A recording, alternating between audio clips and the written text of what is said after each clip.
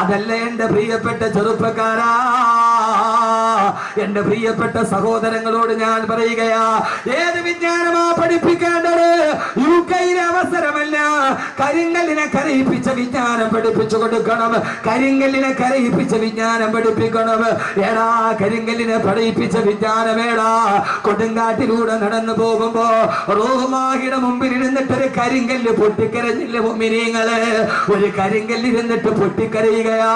ഈസാ നബി അലൈഹിസ്സലാത്തു വസ്സലാം ചോദിച്ചു, കരിങ്കല്ലേ എന്തിനാണ് കരയുന്നതെന്ന് ചോദിച്ചപ്പോ ആ സമയത്താണ് കണ്ണുനീരിട്ട് വീണ കരിങ്കല്ല് പറഞ്ഞത്, പ്രിയപ്പെട്ട ചെറുപ്പക്കാരെ അറിയുക, ഇത് നിരർത്ഥക പാഠത്തിന്റെ പാഠമല്ല.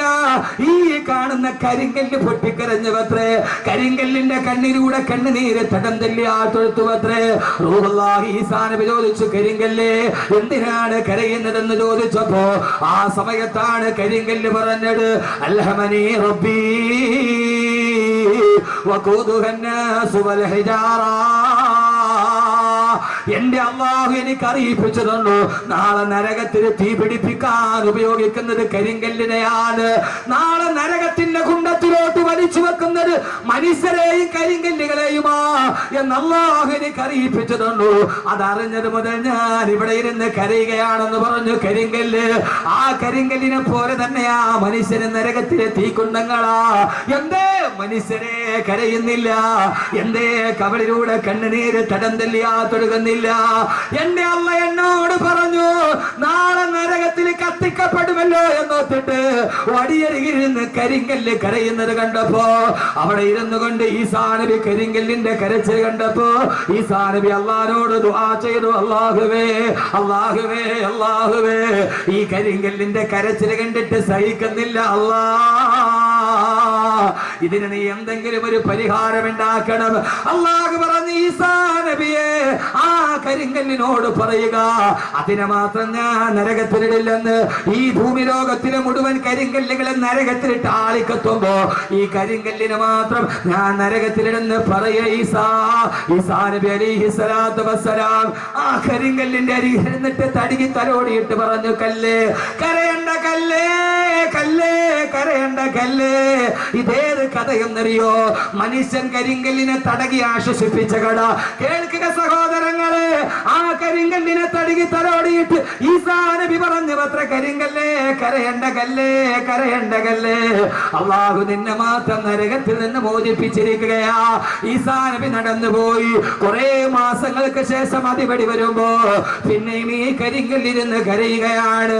ഈസാ നബി ചോദിച്ചു അത്ര, കരിങ്കല്ലേ എന്തിനാണ് ഇനിയും കരയുന്നതെന്ന് ചോദിച്ചപ്പോ കരിങ്കല്ല് പറഞ്ഞ മറുപടി, ഈസാ നബിയെ ആദ്യം ഞാൻ കരഞ്ഞത് ഖൗഫൻ ലിറബ്ബി, എന്റെ അല്ലാഹുവിന്റെ നരകത്തെ കുറിച്ചുള്ള പേടി കൊണ്ടാ. രണ്ടാമത് ഞാൻ കരഞ്ഞത് ശുക്രൻ ലിറബ്ബി,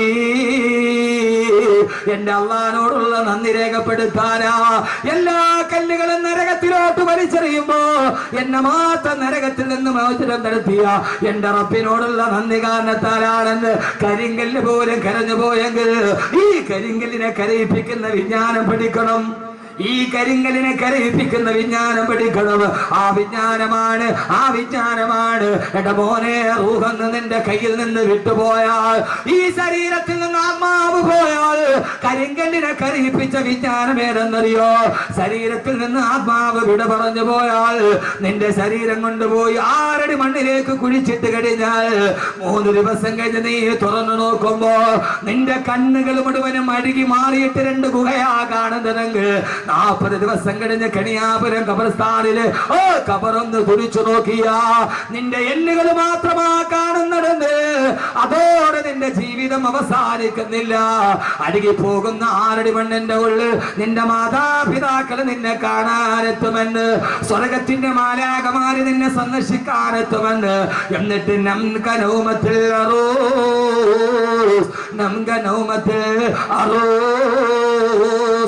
പുതുമണവാളൻ ഉറങ്ങുന്നത് പോലെ ഉറങ്ങിക്കൊള്ളുക എന്ന് സ്വർഗമാലാഖമാര് നിന്നോട് പറയുന്ന അല്ലാഹുവിന്റെ മലക്കുകളുടെ വചനം കേട്ട് 6 അടി മണ്ണിൽ നിനക്ക് മരന്ന് കിടക്കാൻ കഴിയുമെന്ന്, അത് പഠിക്കാൻ കഴിയുന്ന വിജ്ഞാനം പഠിക്കണം.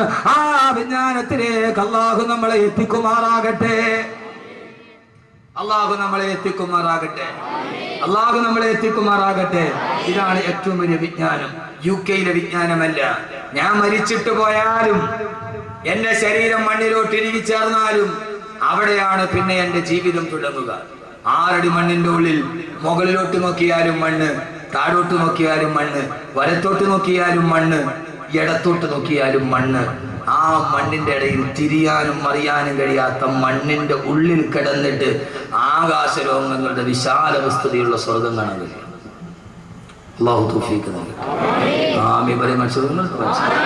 ഉറക്കെ കാശ് കൊടുത്ത കിട്ടൂല മോനെ. ഇത് KSFBയുടെ ചിട്ടി അടിച്ചാൽ കിട്ടുന്ന സാധനമല്ല. ഇത് KSFBയുടെ ചിട്ടി അടിച്ചാൽ കിട്ടുന്ന സാധനമല്ല. ഈ സാധനം ഒരാൾക്ക് കിടക്കാൻ ഇടമില്ലാത്ത മണ്ണിൽ മറന്നു കിടക്കുമ്പോ ആകാശഭൂമികളെക്കാൾ വിശാലമായ സ്വർഗം ഈ 6 അടി മണ്ണിന്റെ ഉള്ളിൽ ഇരുന്നിട്ട് കാണും. അല്ലാഹു തൗഫീഖ്. എന്താ ആമീൻ പറയാത്തെ? എന്താ ആമീൻ പറയാത്തെ? അങ്ങനെ കാണാൻ കഴിയണം. എല്ലാവരും കൊണ്ടുപോയി മണ്ണിട്ട് മൂടി. ഇനിയാണ് ജീവിതം തുടങ്ങുന്നത്. എല്ലാം പറയാനായിട്ട് എനിക്ക് സമയമില്ല. ഞാൻ പറയുന്നത് ഖുർആനാണ്. ഫീ ലൗഇൽ ഖുർആൻ, ഫീ ലൗഇൽ ഖുർആൻ. കാണാൻ പറ്റുമോ? ഇല്ല ഇല്ല. ഈ 6 അടി മണ്ണിന്റെ ഉള്ളിൽ ഒരാൾക്ക് കിടക്കാൻ സ്ഥലമില്ല. അവിടെ പിന്നെ ആകാശഭൂമികളുടെ വിശാലതയുള്ള സ്വർഗം അങ്ങനെ കാണും. ഹൂർലിങ്ങളെ കാണും. النار يعرضون عليها غدوا وعشيا ويوم تقوم الساعة أدخلوا آل فرعون أشد العذاب. അള്ളാഹു പറയുകയാണ്, ഖബറിന്റെ ഉള്ളിലേക്ക് അടക്കപ്പെട്ട് കഴിഞ്ഞാൽ ഇത് അഹമ്മദ് കബീറിന്റെ വീരവാദമല്ല, അവന്റെ പ്രസംഗത്തിന്റെ കൊടുപ്പ് കൂട്ടാനല്ല. അന്നാറു യുറദൂന അലൈഹാ ഗുദുവൻ വഅശിയാ. ഒരാള് ഖബറിന്റെ ഉള്ളിൽ അടക്കപ്പെട്ടാൽ രാവിലെയും വൈകുന്നേരവും അവൻ സ്വർഗാവകാശിയാണെങ്കിൽ പ്രഭാതത്തിലും പ്രദോഷത്തിലും രാവിലെയും വൈകുന്നേരവും അള്ളാന്റെ മലക്കുകൾ അവനെ സ്വർഗം കാണിച്ചു കൊടുക്കും. അവൻ നരകാവകാശിയാണെങ്കിൽ അള്ളാന്റെ മലക്കുകൾ അവനെ നരകം കാണിച്ചിട്ട് പറയും, എടീ നീ പോകേണ്ട നരകമാണിത്. ഖബറിൽ കിടക്കടാ, ഖബറിൽ കിടക്കടാ, ഖബറിൽ കിടക്കടാ. ഇനി നീ പോകാറുള്ള നരകം ഇതാണെന്ന്. ഖബറിൽ കിടക്കുമ്പോ രാവിലെയും വൈകുന്നേരവും സ്വർഗവും നരകവും ആ ഖബറിന്റെ ഉള്ളിൽ കാണിക്കപ്പെടുമെന്ന് അല്ലാഹുവിന്റെ വിശുദ്ധ ഖുർആൻ. അന്നാറു യുറദൂന അലൈഹാ ഗുദുവൻ വഅശിയ്യ. അവൻ സ്വർഗാവകാശിയാണെങ്കിൽ രാവിലെ മലക്കുകൾ ഖബറിന്റെ ഉള്ളിൽ നടക്കുന്നത് എന്താ? ഖബറിന്റെ ഉള്ളിൽ നടക്കുന്നത് എന്താ? സ്വർഗാവകാശിയാണെങ്കിൽ സ്വർഗം കാണിച്ചിട്ട് പറയും, കണ്ടോ നിനക്ക് പോകാനുള്ള സ്വർഗമാണ്. ആ സ്വർഗത്തിലെ ഹൂർലിങ്ങളെ കാണും. ഇൻഷാല്ലാ നിങ്ങൾ ഇരിക്കും. ഞാൻ അടിപൊളി ഹൂർലിനായ ഒരു പെണ്ണിനെ കുറിച്ച് പറഞ്ഞാൽ, അവള് 400 കിലോമീറ്റർ അപ്പുറത്ത് നിന്ന് ചിരിച്ചാൽ ആ ചിരി ഇവിടെ കാണാൻ പറ്റും. ആ പെണ്ണിന്റെ കൈ പിടിച്ചിട്ട് പോവാം. ഇൻഷാല്ലാ ഇരുന്നാൽ അവസാനം വരെ ഇരുന്ന ആ പെണ്ണിന്റെ പേര് സൈലും പറഞ്ഞാൽ ഇരിക്കൂ. ഇരിക്കും. ആ പെണ്ണിനെ കാണണ്ടേ? അടിപൊളി സ്വർഗത്തിൽ അവളുടെ പേര് സൈഡ് അഡ്രസ് ചെയ്ത് ഞാൻ പറഞ്ഞാൽ കാണണോ? സരിതേ മാതിരി ഒന്നുമില്ല. കേരള മന്ത്രിസഭയെ മറിച്ചിട ഒരു പെണ്ണിന് പറ്റുമെങ്കിൽ അതൊന്നുമല്ല. ഇത് 400 മൈൽ. 400 മൈൽ എന്ന് പറഞ്ഞാൽ എത്ര കിലോമീറ്റർ വരും? 400 1 മൈൽ എത്ര കിലോമീറ്ററാ? ഇതെന്ത് മനുഷ്യന്മാരാ. ഇനിയിപ്പോ അത് ഞാൻ പഠിപ്പിച്ചത് 1.5 വരില്ല. 1.6 കിലോമീറ്റർ വരും. 1.6 കിലോമീറ്റർ. 1.5 അല്ല. അപ്പൊ ഏതാണ്ട് 400 മൈൽ അപ്പുറം എന്ന് പറഞ്ഞാൽ ഏതാണ്ട് 500-550 കിലോമീറ്റർ. 550 കിലോമീറ്റർ എന്ന് പറഞ്ഞാൽ കണിയാപുരത്ത് നിന്ന് 550 കിലോമീറ്റർ ഏതാണ്ട് കാസർഗോഡ് സേലം അല്ലേ? 550 അവിടെ എഴുതി വെച്ചിട്ടുണ്ട്. മയിൽക്കുറ്റിയിൽ എഴുതി വെച്ച വിജ്ഞാനമാണത്. എന്റെ കൂടെ പണ്ടൊരു ഡ്രൈവർ ഉണ്ടായിരുന്നു. അവൻ എന്നെ വായിച്ചിട്ട് പറഞ്ഞു, ഉസ്താദെ സലീം 550 കിലോമീറ്റർ. അപ്പൊ ആ പെണ്ണ് സേലത്ത് നിന്നിട്ട് ചിരിച്ചാൽ അവളുടെ ചിരിക്കുന്ന പല്ലിന്റെ പ്രകാശം കണിയാപുരത്ത് കാണും. ഓ നീ ഇപ്പൊ കൊണ്ടുനടക്കണ പെണ്ണ് 9 മണിക്ക് അവിടെ പോയിട്ട് ചിരിച്ചോണ്ടിരുന്ന അവള് പ്രൈവറ്റ് ബസ്സിൽ വന്ന് കയറി അതങ്ങോട്ട് പോയാൽ കമ്പിയുടെ ഇടയ്ക്കുള്ള പിന്നെ കാണാൻ പറ്റും. ഇരിക്കും, ഞാൻ പറഞ്ഞാൽ അവസാനം വരെ ഇരിക്കുമല്ലോ. അള്ളാഹു തൗഫീഖ് നൽകട്ടെ, അള്ളാഹു തൗഫീഖ് നൽകട്ടെ.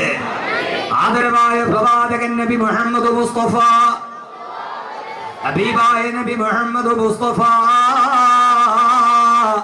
സല്ലല്ലാഹു അലൈഹി വസല്ലമ അല്ലാഹുവിന്റെ പ്രിയപ്പെട്ട സഹാബത്തിനോട് പറഞ്ഞു കൊടുത്തതാണ്, സഹാബ സഹാബ സഹാബ, നാളെ ഖബറിൽ ഇരിക്കുമ്പോ അവൻ ഈ ദുനിയാവിൽ അനുഭവിച്ചതിനേക്കാളേറെ പരലോകത്ത് അനുഭവിക്കാൻ പോകുന്ന സൗഭാഗ്യങ്ങൾ മുഴുവനും അവൻ ഖബറിൽ കണ്ടുകൊണ്ടിരിക്കുമെന്ന് ഹബീബായ നബി മുഹമ്മദ് മുസ്തഫ. ഖബറിലെ സഹോദരങ്ങളെ ഏകാന്തതയല്ല, ഭാര്യയെ വിട്ടുപോയാലും മക്കളെ വിട്ടിട്ട് പോയാലും എല്ലാവരെയും വിട്ടിട്ട് ഏകാന്തതയുടെ ഖബറിൽ കിടന്നാലും ആ ഖബറിൽ നമ്മൾ ഒറ്റയ്ക്കല്ല, ഒറ്റയ്ക്കല്ല. ആ ഖബറിൽ രാവിലെയും വൈകുന്നേരവും മലക്കുകൾ വരും, സ്വർഗ്ഗഹൂറിലീങ്ങൾ വരും. അവര് വന്ന് സന്തോഷത്തോടെ വർത്തമാനങ്ങൾ പറയും. പേടിക്കണ്ട പേടിക്കണ്ട, ഇനി നീ വരുമ്പോൾ നിനക്ക് അനുഭവിക്കാനുള്ള സ്വർഗമാണിതെന്ന് ആ ഫിറൗനിന്റെ പതനത്തിന്റെ കഥ പറയുമ്പോ അല്ലാഹുവിന്റെ വിശുദ്ധ ഖുർആൻ, അല്ലാഹുവേ ആരുടെ മണ്ണില് മലന്ന് കിടക്കുമ്പോ ആ സമയത്ത് സ്വർഗത്തിന്റെ കാഴ്ച കണ്ട് ചിന്തിക്കാൻ റബ്ബേ നീ ഞങ്ങൾക്ക് അനുഗ്രഹം നൽകണേ തമ്പുരാനെ, ഞങ്ങൾക്ക് അനുഗ്രഹം നൽകണേ തമ്പുരാനെ, ഞങ്ങൾക്ക് അനുഗ്രഹം നൽകണേ തമ്പുരാനെ. അങ്ങനെ കാലാകാലം കിടക്കേണ്ടുന്ന ഖബറിൽ, കാലാകാലം കിടക്കേണ്ടുന്ന ഖബറിൽ അങ്ങനെ കഴിയുമ്പോഴാണ്, കുറെ നാള് ഖബറിൽ കഴിയുമ്പോഴാണ്, ഖബറിലെ അനുഭവങ്ങളൊക്കെ ഞാൻ ധാരാളം പ്രസംഗിച്ചിട്ടുണ്ട്. അങ്ങനെ എല്ലാവരും മരിച്ച് ഏറ്റവും അവസാനം ലോകാവസാനമായി. ലോകം അവസാനിച്ചു. ലോകാവസാനം കേൾക്കാത്ത ആരെങ്കിലും ഉണ്ടോ കൂട്ടത്തിൽ? ഇല്ലല്ല. അപ്പൊ ലോകാവസാനമൊക്കെ നന്നായിട്ട് പഠിച്ചില്ലേ? ലോകം അവസാനിച്ചു. എല്ലാവരും ഖബറിന്റെ ഉള്ളിൽ കിടക്കുക. എല്ലാവരും എന്ന് പറഞ്ഞ ഞാനും നിങ്ങളും അടക്കമുള്ള സർവ്വ ചരാചരങ്ങളും മണ്ണിന്റെ അടിയിൽ മലന്നടക്കുക. ലോകാവസാനമായി. ഏതാണ്ടൊക്കെ അടുത്ത് അമേരിക്ക സിറിയ ആക്രമിക്കാൻ തീരുമാനിച്ചിട്ട് പിന്തിരിഞ്ഞു എന്നാ പറയുക. ലോകാവസാനത്തിന്റെ 2 അടയാളങ്ങൾ ഏതാണ്ട് ഇപ്പൊ വക്കത്തെത്തി നിൽക്കും. ഒന്ന്, അമേരിക്ക സിറിയ ആക്രമിക്കണം, എന്നാലേ ലോകാവസാനത്തിന്റെ അടുത്ത അടയാളം വരും. വരുമ്പോ ഞാൻ പറയാം. ലോകാവസാനം പറയാൻ ബാക്കി വെച്ചത് ഞാൻ ആദ്യം പറയാത്ത പിന്നീട് പറയും. ഇനി അടുത്തൊരു കാസറ്റും കൂടെ ഞാൻ നടക്കുന്നുണ്ട്, ലോകാവസാനം പറയാൻ മറന്നുപോയത്.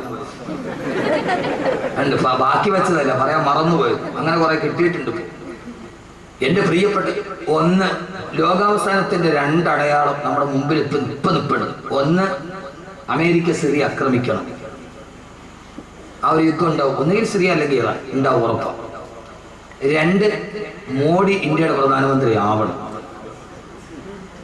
ആവരുതെന്നല്ല, നരേന്ദ്രമോദി ഇന്ത്യയുടെ പ്രധാനമന്ത്രി ആവണം, എന്നാലേ ലോകം അവസാനിക്കും.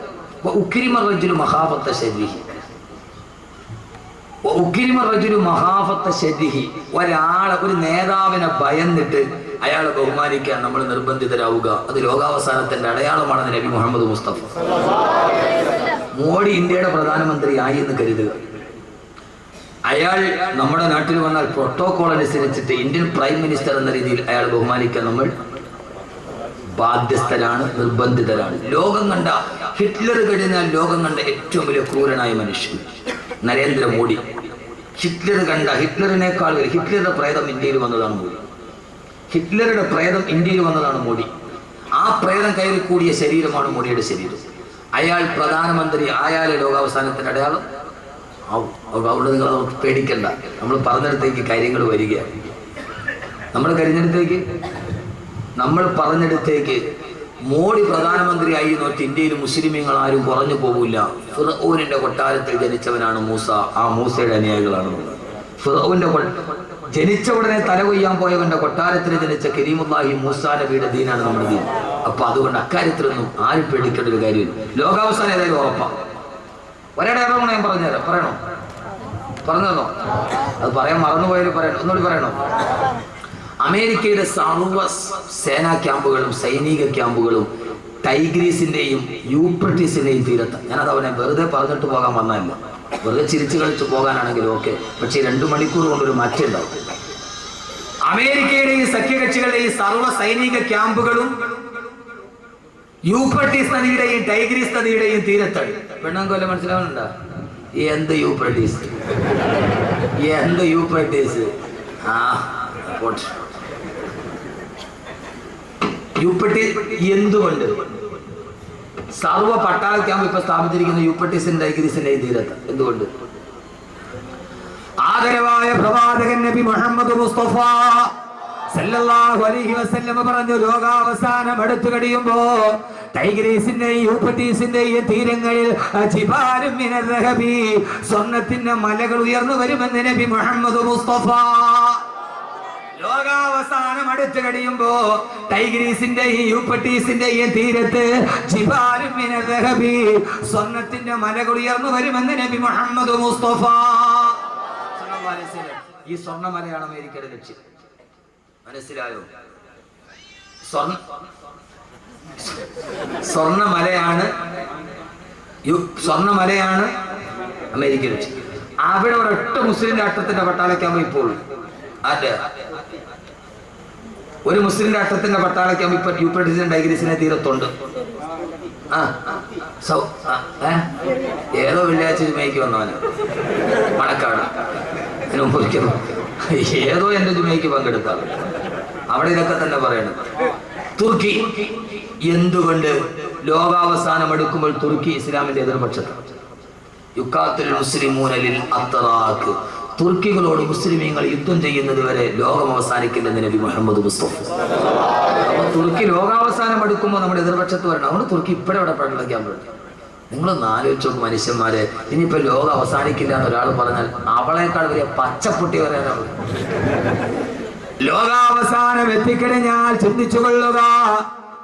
ഇസ്രാഫീൽ അലൈഹിസ്സലാത്തു വസ്സലാം ഫൈദാ നുഫിഖ ഫിസ്സൂരി ഫസൈക മൻ ഫിസ്സമാവാതി വമൻ ഫിൽ അർളി ഇല്ലാ മൻ ശാ അല്ലാഹ്. ഈ ലോകത്തുള്ള എല്ലാ സർവ്വചരാചരങ്ങളും കുല്ലുമൻ അലൈഹാ ഫാൻ വയബ്കാ വജ്ഹു റബ്ബിക ദുൽ ജലാലി വൽ ഇക്റാം. എല്ലാം തകർന്ന് തരിപ്പണമായി പടച്ചറപ്പ് മാത്രം ബാക്കിയായി. പറയാൻ സമയമേറെയില്ല. അവസാനം ഇസ്രാഫീലിനോട് അല്ലാഹു പറയും, ഇസ്രാഫീലേ തുമ്മ നുഫിഖ ഫീഹി